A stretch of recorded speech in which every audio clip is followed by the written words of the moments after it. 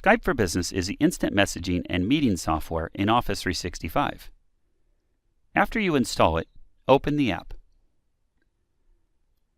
Type your Office 365 email address. Then sign in.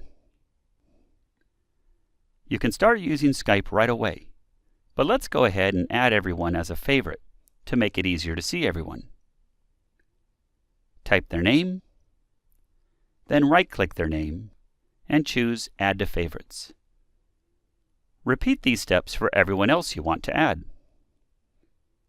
The next thing you want to do is set up the audio device you want to use for calls or meetings. Choose the audio device icon, then Audio Device Settings. Choose the microphone or headset you want to use with Skype. Then OK. Now you'll notice some people have pictures next to their names. To add a profile picture, click the image icon next to your name. Under Show My Picture, choose Edit or Remove Picture.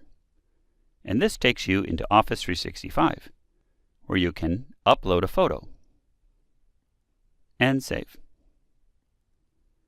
You're ready to start using Skype. For starters, you can see who's available, who is busy, and who is out of the office by the icon next to their names. When you go to their picture, you see the different ways you can reach them.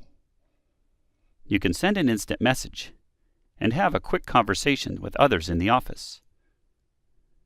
You can make a phone call. Call anyone who has Skype for Business on their computer or phone.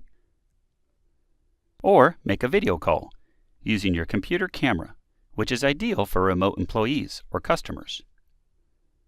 There's a lot more you can do with Skype for Business, like screen sharing, working on documents together, and holding live meetings.